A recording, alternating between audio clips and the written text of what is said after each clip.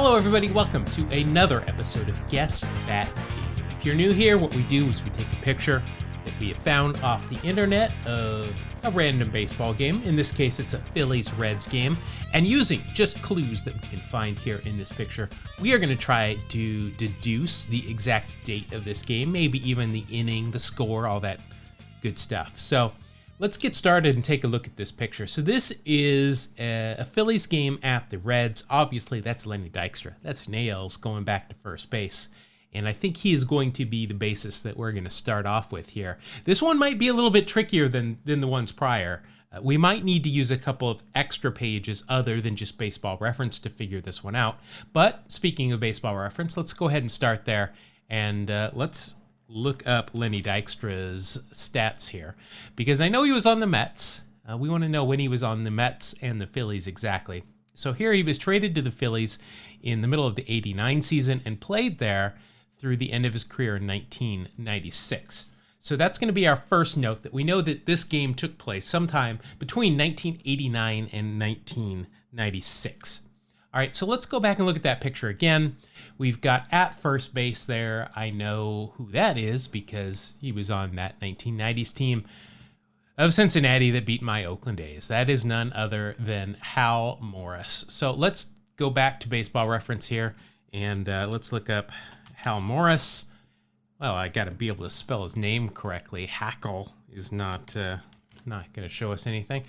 All right, so Hal Morris came up with the Yankees, played in Cincinnati for 10 years, and then he went to Kansas City, came back to Cincinnati, and then Detroit.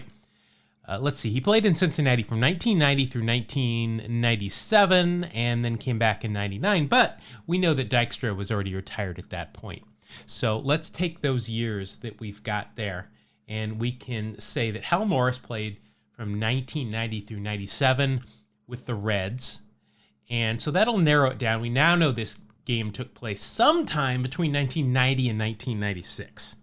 So that didn't help a whole lot, but we're getting there. We're getting there. So let's see what else we can glean from this picture. Now, I do not know who the ball person is there behind Lenny Dykstra, nor do I know anybody that's in the stands that's going to help me out there.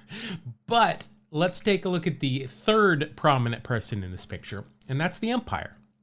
For some reason, I can usually pick out who umpires are. I don't know what, not the newer ones, but definitely from the 90s and the 80s and some of the 2000s.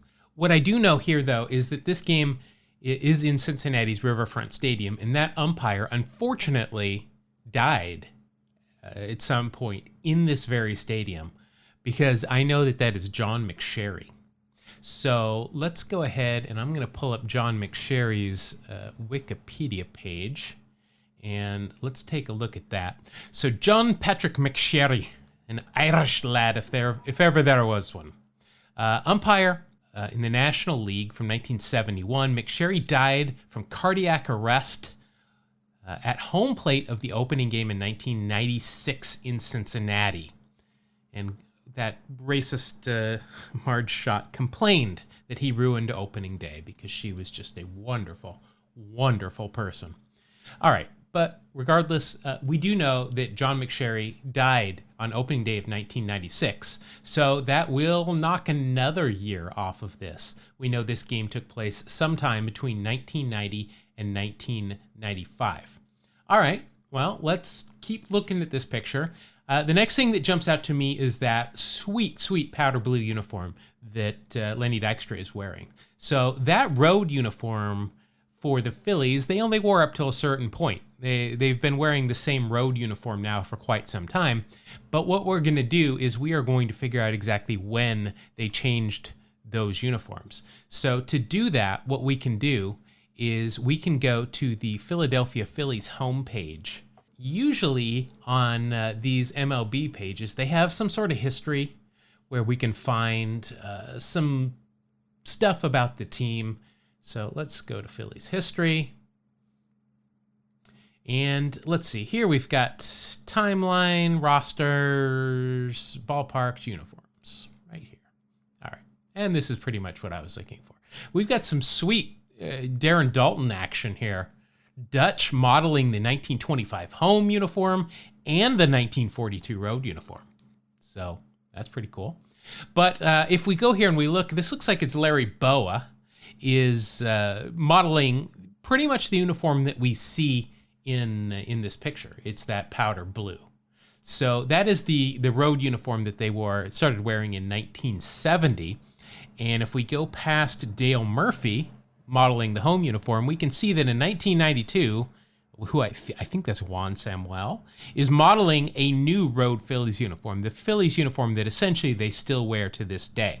So what that does is that actually helps us quite a bit. We know that those uniforms changed in 1992. So that then narrows this down to 1990 through 91. So we've got it down to 2 years.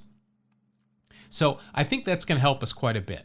So let's go down here. We know it's between 90 and 91. So let's go to Hal Morris. We're going to go to the 1990 Cincinnati Reds page. And what we're going to do is we're just going to look at their results. And we are going to look for games that they played at home against the Phillies. So here we go, right off the bat. Monday, April 30th, a 2-game series against the Phillies. So let's look at that. In this box score there, we've got our man, Lenny Dykstra. That's good. And, okay, we've got Todd Benzinger at first. He played the whole game there. So Mercedes was there. We need Hal Morris to be there. So this is not it. Now, what we can do, though, to further look is look at the umpires here.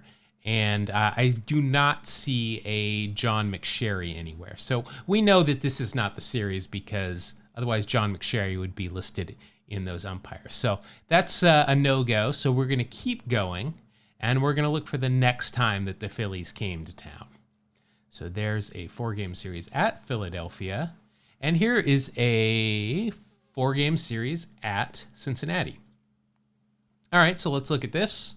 We've got Lenny Dykstra leading off. Got on base a couple of times, so that's good. We come down here, and we see that once again, Mercedes, Todd Benzinger, is at first base for the entire game. So we know this is not it, but let's look at the umpire, and look at that. We got John McSherry at home plate. Now, we did notice, this is very good, we did notice that this was a 4-game series. So the way that umpires rotate is if you are at home plate, the next game you go to third base, the next game you go to second, and then the next game you go to first. So this is a 4-game series. So that means that in that 4th game, John McSherry is going to be at first base, which is exactly what we're looking for.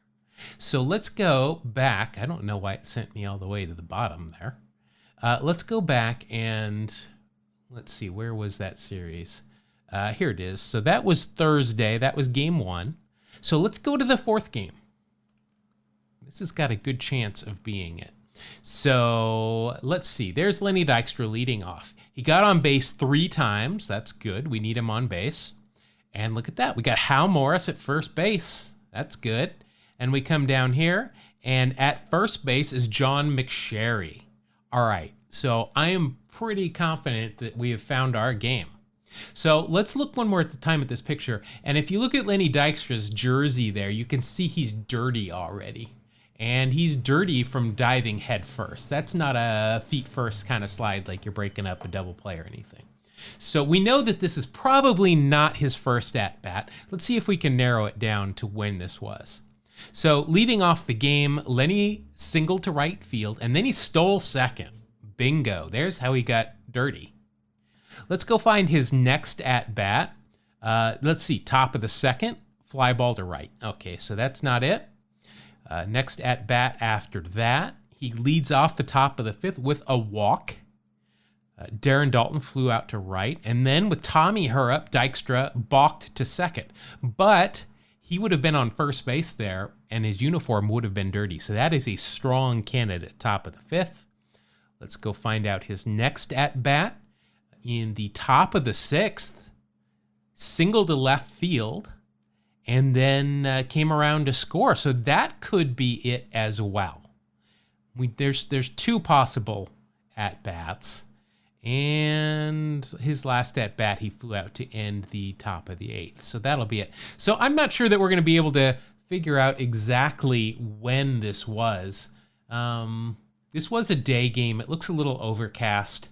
I don't know that we're going to be able to figure out which of these at-bats it was. If it was in the top of the 6th or if it was in the top of the fifth. But I feel pretty confident that we have sorted this out.